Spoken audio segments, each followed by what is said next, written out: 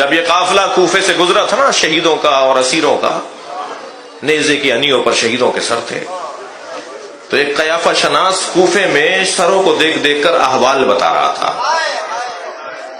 تو اس نے حضرت علی اکبر کے چہرے کو دیکھ کر کہا کہ اس میں کمالات کیا کیا تھے، کیا کیا صفات تھیں اس آدمی میں۔ پھر آگے بڑھا، اس نے حضرت حبیب ابن مظاہر کے سر کو دیکھا، صفات بیان فرمائی۔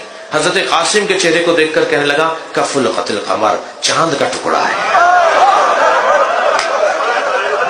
جو دشمن کی نگاہ میں چاند کا ٹکڑا، وہ ماں کی نگاہ میں کتنا حسین ہوگا۔ اجر و کمال اللہ، اجر و کمال اللہ، خدا کسی غم میں نہ رلائے۔ سنیں گے عزیزارو، کسی نے کہا کہ ایک سر گھوڑے کی گردن میں بھی بندھا ہوا ہے، تو وہ قریب گیا، حضرت عباس کے سر کو دیکھنے لگا اور سر کو دیکھ کر کھڑا ہوا اور یہ جملہ کہنے لگا، چہرہ بتا رہا ہے یہ گھٹ گھٹ کے مرا ہے، جو اس کی آرزویں تھیں وہ پوری نہیں ہوئی۔ اجر و کمال اللہ، اجر و کمال اللہ، اجر و کمال اللہ۔ 36 سال تک کربلا کا انتظار کیا تھا مولا عباس۔ جب کبھی تلوار نکالتے تھے نا بصرے میں، کوفے میں، مدینے میں، مکے میں، تو مولا حسین کی، مولا حسن کی آواز آتی تھی، عباس یہ بصرہ ہے، کربلا نہیں ہے، عباس یہ مدینہ ہے، کربلا نہیں ہے، عباس یہ مکہ ہے، کربلا نہیں ہے۔ ہم نے تو تمہارے بابا نے، ہمارے بابا نے کربلا کے لیے تمہیں مانگا ہے۔ جو 36 سال تک کربلا کا انتظار کرتا رہا ہو، جب وہ پہنچا ہے نا کربلا میں، مولا نے زمین خریدی ہے، تو جب زمین ہماری ہے تو ہماری مرضی کہ ہم کہاں خیمے لگائیں۔ مولا عباس نے خیمے لگائے ہیں نہر کے کنارے۔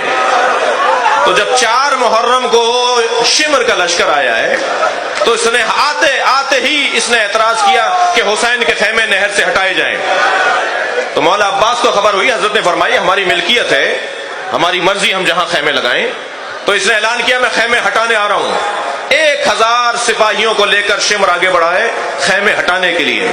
مولا عباس نے ابھی سے آتے ہوئے دیکھا نا، تلوار نکالی، زمین پہ ایک لمبا خط کھینچا اور آواز دے کر کہا کسی میں دم ہے تو اس خط کو پھاند کر دکھائے، میں بتاتا ہوں کس کا بیٹا ہوں، میں بتاتا ہوں کہ میں کس کا نوکر ہوں۔ اور اکیلے کھڑے ہیں تلوار لیے ہوئے، وہاں سے لشکر آ رہا ہے۔ میرے مولا حسین نے جب یہ منظر دیکھا تو جناب زینب کے خیمے میں چلے گئے، جا کے جناب زینب سے کہا بہن عباس کو بلاؤ۔ جناب فضہ گئی، چھوٹے شہزادے تمہیں آقازادی بلا رہی ہے۔ فرمایا بی بی جا کر بی بی سے کہیے چند لمحوں میں خوشخبری لا رہا ہوں، میں ابھی کربلا کا قصہ تمام کر رہا ہوں، میں بتاتا ہوں کہ میں کس کا لال ہوں۔ جناب فضہ گئی ہیں، پلٹ کر آئی، کہنے لگی زینب کہتی ہیں تم آ رہے ہو یا میں آ جاؤں؟ تلوار کو نیام میں رکھ لیا، خیمے میں آ گئے۔ مولا آپ چاہتے ہیں خیمے ہٹا دوں؟ عباس خیمے ہٹا دو، ہمیں کربلا میں قربانی دے دی۔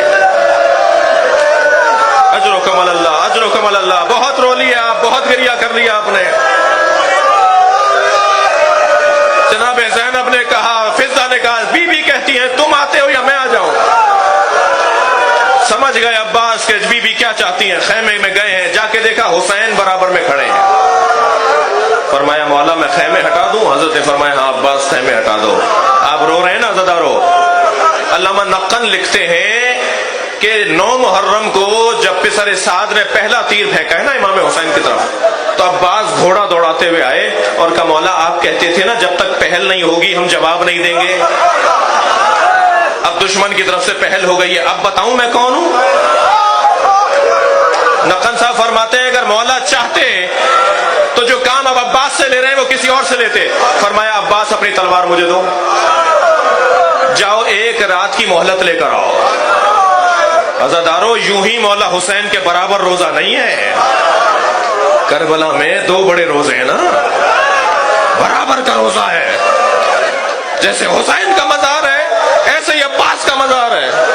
کوئی حسین کو سلام کرنا چاہتا ہے پہلے عباس کے پاس آئے۔ میرے مولا نے فرمایا جاؤ 1 رات کی مہلت لے کر آؤ۔ رو رہے ہیں آپ حضرات؟ بازوؤں کا کٹوانا بھی مظلومیت ہے، بازوؤں کا کٹوانا بھی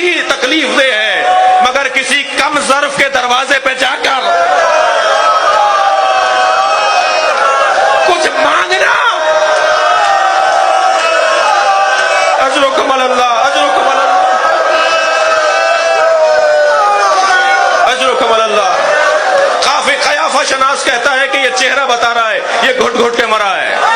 मैं अभी 1 महीने पहले हरम हजरत अब्बास में जो मसाई पढ़कर आया हूं, बस वो सुन लीजिए, मैं अपने बयान मुकम्मल करूं।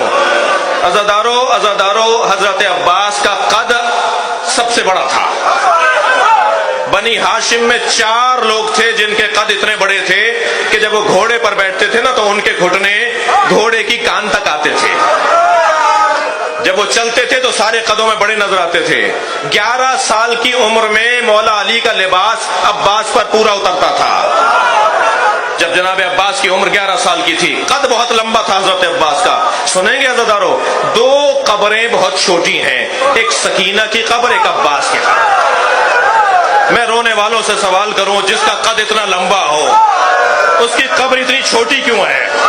जब हुसैन लाशा छोड़कर आए तो दुश्मन ये समझा कि अभी अब्बास जिंदा है। 100 तलवार बरदार आगे बढ़े और अब्बास के बदन पे इतनी तलवारें मारी हैं।